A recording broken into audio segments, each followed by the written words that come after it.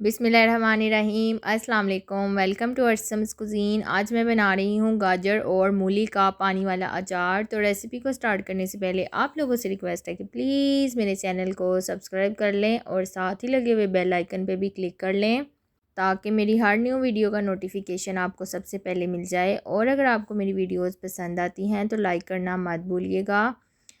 तो बहुत ईजी सा ये अचार है, चलिए बनाना स्टार्ट करते हैं। तो मैंने पैन में पानी बॉयल होने रख दिया हुआ है पहले से ही।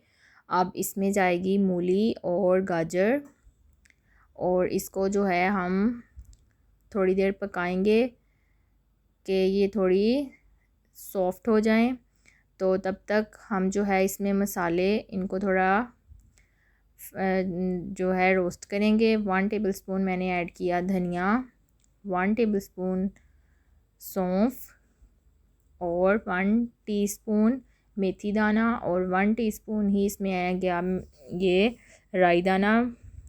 मेथी दाना और राई दाना मैंने जो है कम ऐड किया है क्योंकि अगर ये ज़्यादा ऐड कर दें तो जो चीज़ हम बना रहे हैं अचारी फ्लेवर की उसमें कड़वाहट आ जाती है। तो अब हम इसको अपने जो कुंडी है उसमें डाल के थोड़ा मोटा मोटा कूट लेंगे।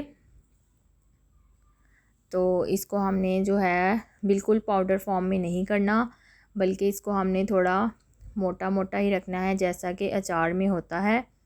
तो ये हमने मसाला जो था इसको कूट लिया है। अब ये हम इसके अंदर ऐड कर देंगे। इसमें मैंने पहले सॉल्ट भी ऐड किया था 1 टीस्पून और अब इसमें जाएगी कलौंजी और इसके अलावा इसमें बाकी के मसाले जाएंगे जिसमें क्रश की हुई रेड चिली और हल्दी 1/2 टीस्पून।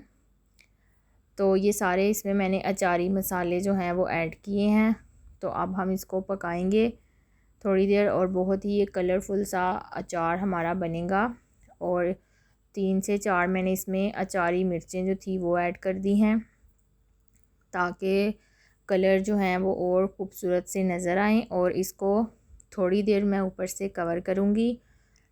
तो अब इसको चेक कर लेते हैं और ये अचार हमारा जो है वो रेडी हो गया है। अब एंड में इसमें जाएगा सिरका 1 कप। तो इसको मिक्स करने के बाद हमने नहीं पकाना और वेजिटेबल्स को बहुत ज़्यादा नहीं पकाना कि वो बिल्कुल ही सॉफ्ट सी हो जाएं और ढीली पड़ जाएं। हल्का सा इनमें जो है क्रंच रहना चाहिए। तो अब इसको मैं कर लूँगी अपने प्यारे से एक रेमिकन में निकाल लूँगी।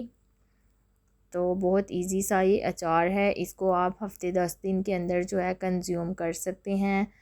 थोड़ा बना लें तो जब वो ख़त्म हो जाए तो दोबारा बना लें। तो आई होप कि आप लोगों को पसंद आई होगी ये रेसिपी। आप भी घर में ज़रूर इसको ट्राई करिएगा। तो अचार भी हर घर में पसंद किया जाता है, वैसे भी गर्मियाँ हों या सर्दियाँ।